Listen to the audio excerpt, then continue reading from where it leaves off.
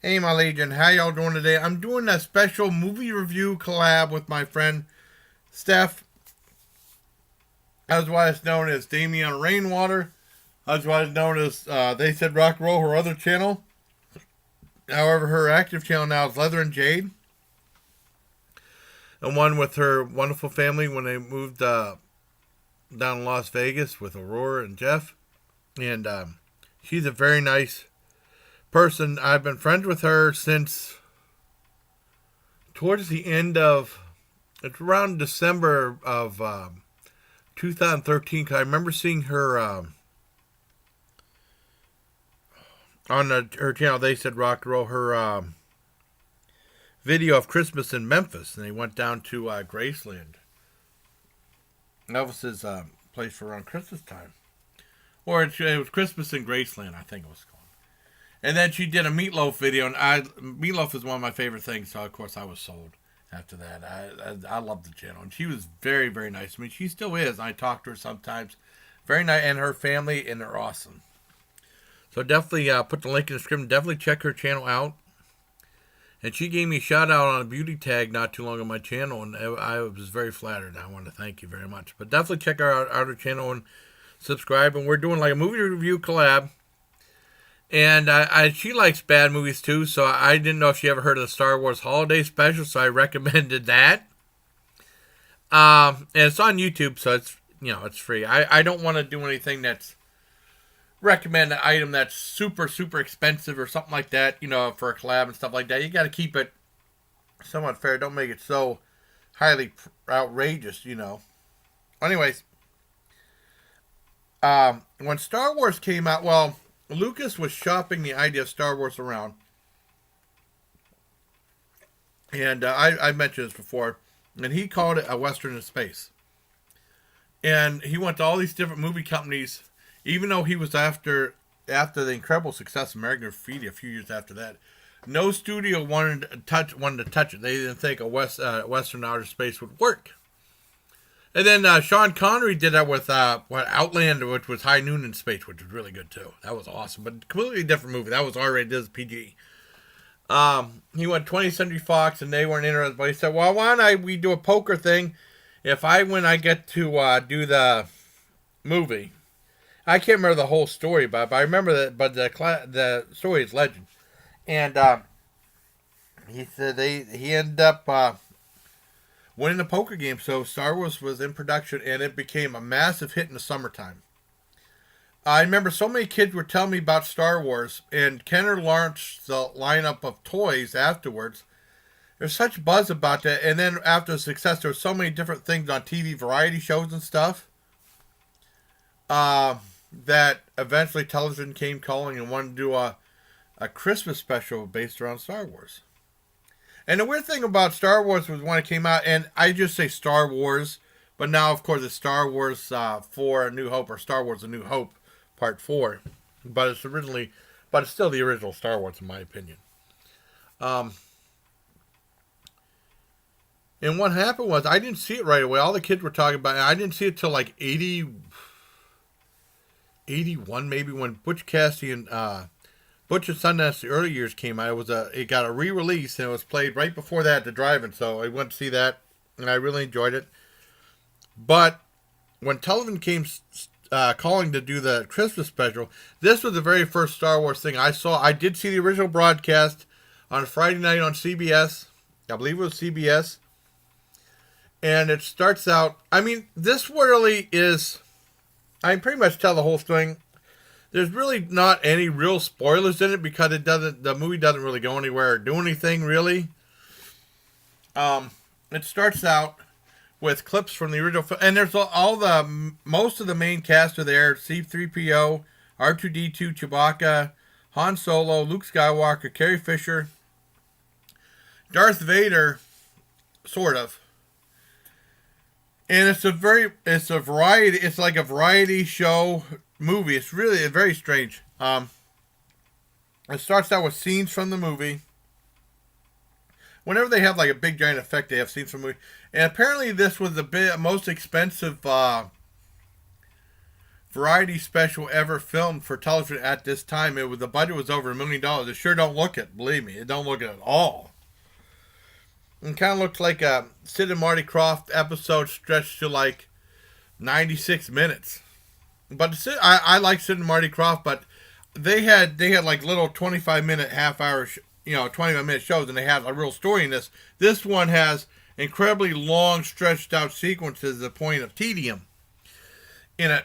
And like I said, it starts out with them in space, Han Solo and Chewbacca, and they're being fired upon by an Imperial force, the bad guys. And he's trying to get Chewbacca home to see his family. And I think it was the dad is named Itchy, Lumpy. What was his, I can't remember if Mona was his wife or his mom. I think it was his wife. Let me see the cast. Should have it there. Chewbacca. Mickey Morton and Mala. Okay. Chewie predicts. Let's see. That is the one thing I forgot to check.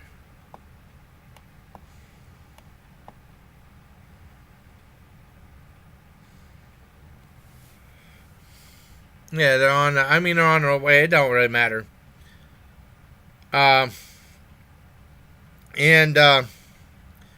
all the Chewbacca outfits of the Wookiee outfits of the other cast, Mala, Lumpy, and Itchy, are pretty terrible. Especially Itchy. It's like the old man and his mouth goes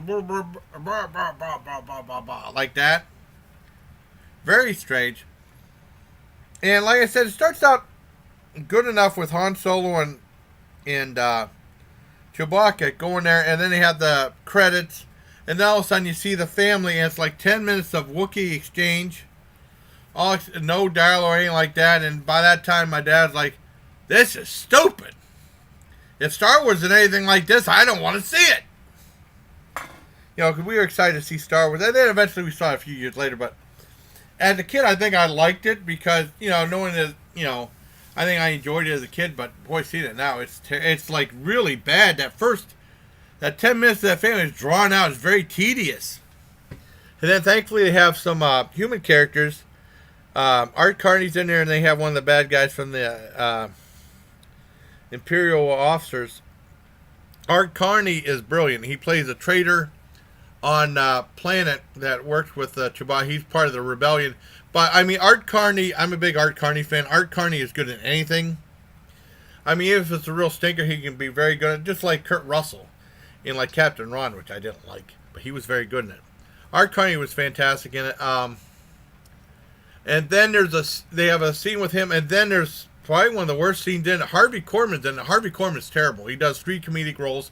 Everyone was bad, but he does like a Julia Child thing, and you see Mala trying to make a thing, and he's like dressed as a woman going, spin, stir, spin, and make this thing with like 3, and it was supposed to be funny. It was dreadful. That was the worst scene in the movie. It was so bad, and it goes on for like ever, like 5, 6 minutes, 7 minutes, 10 minutes. I don't know. It sucked. I'm trying to think what else happened. They think that, and then they have a scene where Luke Skywalker, they talk to Luke Skywalker and Chewbacca, not Chewbacca, R2-D2 through this video screen. And there's scenes where they're always watching a screen or something. Or they have like a hologram image of like, the kid was watching like these acrobats and stuff like that in this little thing. But Han Solo, Luke Skywalker's in it. He was okay. He seemed like he was trying to bring some life into it, or create something out of what was pretty bad, And they go back to the family, and then all of a sudden, you see the Art Carney comes back, and he has all these things for the family that they bought, including something that was very strange for a family film. They had like this thing looked like a hairdryer and he said, "I got a little bit of wow for you, Dad or Grandpa, or what do you call him, Itchy." Oh, and he's like, he speaks in Wookiee talk, and like this big hairdryer thing, puts him on there, and he sees this girl played by Diane Carroll, and he says, "I'm your fantasy." You're so adorable. I'll do whatever. I mean, do it. I mean, and it was kind of, it was a little bit raunchy for a kid show or family show, and then he kept hitting the thing and said, "I think you're so adorable." Kept hitting it, and then she said, "I'm your fan." She starts singing the song. That was the first song of the show. Very weird. I mean, for a kid, family programming and stuff like that. It's not super raunchy, but it is a little bit raunchy. A little bit. I mean, not like super bad, but it's inappropriate. I think. I mean, because they're trying to do PG rated stuff for a while, and then I think because the first one had just was PG for mild violence, Star Wars: A New Hope, and then I think Empire Strikes Back pushed the PG rating a little bit more. And well, anyways, what else happened after that? I mean, they thought they heard Chewie ship land, and it turned out to be that stormtroopers and a couple of Imperial officers. Now, when they come in, you feel like a sense of dread that they're there, they're the bad guys. And they look for the place for like Imperial stormtroopers, and then they have a scene where they go up. The kid has this one device, and he watches this cartoon, and the cartoon is like probably like the highlight of the show. It introduces the character Boba Fett in animated form, and it's like I see like the voices of the character, and it's okay. It's produced by Nelvana, one company that went on to do big things in the '80s and stuff with some Saturday morning kids programming. And that's probably the highlight of the show. It's all right. It's cool seeing Boba Fett, the first introduction to him in the Star Wars universe. It's all right. I mean, the animation looks like on the quality of like Heavy Metal, kind of the movie Heavy Metal. And they actually did a really neat movie called Rock and Rule that no one saw. That's kind of like a PG rated, but a little more adult oriented. That was really good. And then they end up going to the kid's room and trashing his room, and you see like the part he broke this thing, and then he has to put it together. And there's a video with Harvey Korman being a robot and trying to, and it's like it kept stalling. It's supposed to be attempt at humor. That scene sucks. Harvey Korman was so bad in this. I mean, not funny. I mean, he was bitching about being in the Hersch Gordon Lewis movie Living Venus. And he said, well, after this, I'm going to go to Hollywood and try to make something. And then he ended up being the Carol Burnett show. But I mean, Living Venus was fantastic. A million times better than this, the Hersch Gordon Lewis. And then I think they were saying in the book about Hersch Gordon Lewis that he met David Friedman on a plane. He said, do you remember me? And he said, I don't think so. And he said, Living Venus? And I was, oh. And Harvey Korman asked like he didn't want to talk to him, like in the 80s or something like that. But he was awful in that Star Wars holiday special. Terrible. And he was in another scene which was equally bad.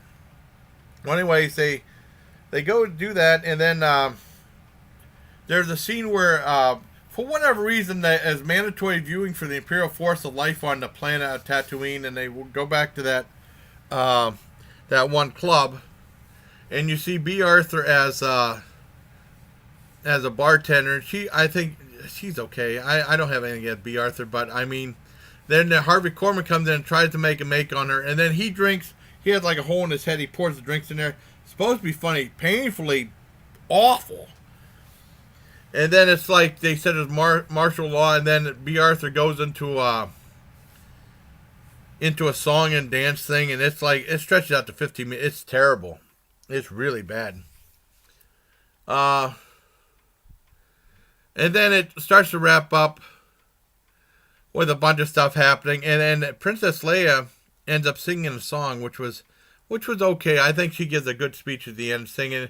I guess there was a lot of faces from the Star Wars class saying, "What the heck did we get ourselves into?" when she was singing this stuff. It's really a bad movie. It's really awful. Usually, it's so bad it's good, but this became like a pulp culture icon. But the reaction when it first came out was mostly almost negative, saying it was one of the worst television mistakes ever. And George Lucas hated it. And he said he refused to put it on DVD and stuff.